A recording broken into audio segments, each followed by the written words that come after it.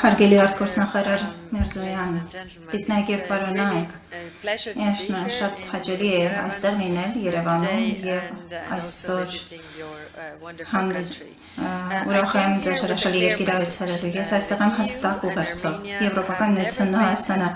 երբեք այսքան մերձ չեն եղել, որքան հիմա։ Վերջին տարիներին դուք իրականացրել եք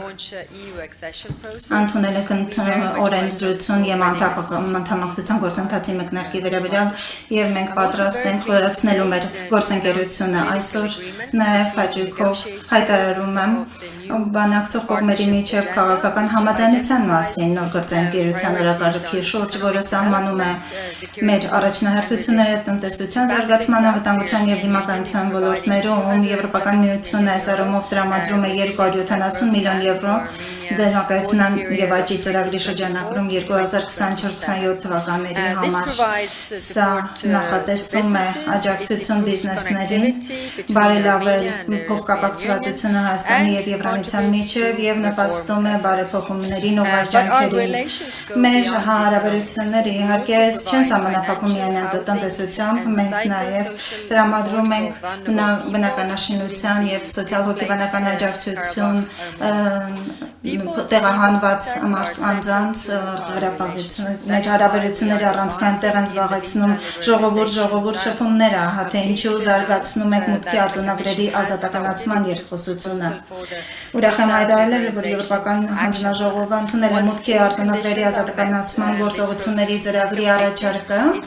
և երբ պայմանները կատարվեն, գործընթացը ավարտին հասցվի, այն ավելի մոտ կդարձնի միմյանց Եվրոպական միությունն ու Հայաստանը։ Միաժամանակ մենք համագործակցությունն ենք խորացնում խաղաղության և կայունության համար և Եվրոպական միության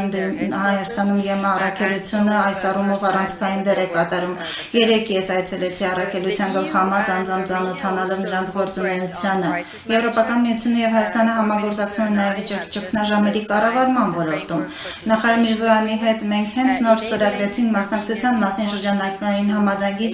որը հնարավորություն է տալիս Հայաստանին մասնակցել ԵՄ առաքելություններին ամբողջ աշխարհում։ Այսօր մենք նաև քննարկել ենք Հայաստանի և Ադրբեջանի միջև հարաբերությունները, մենք աջակցում ենք կարգավորմանը երկու երկրների միջև, ընդունելով ինքնիշխանությանը, տարածքային ամբողջականությունը և սահմանների անխախտելիության սկզբունքները։ Այլընտրանք չկա այս սկզբունքներին։ Մենք գոհունակությամբ ենք նշում երկկողմ կարգավորման ու առաջընթացը, քանի որ Հայաստանի և Ադրբեջանի միջև հարաբերությունների կարգավորումը կարող են ճանապարհ հարթել տարածաշրջանում տևական խաղաղության համար։ Այլ հարցերի շրջանակներում մենք քննարկեցինք Եվրոպական միությունը հավակնոտ Սևծովյան տարածաշրջանի վերաբերյալ ռազմավարությունն է ընդունել և մենք աշխատենք տարածաշրջանի բոլոր գործընկերներից, այդ թվում Հայաստանի հետ ապահովելու իրագործման ուղղությունը և մենք կապված ենք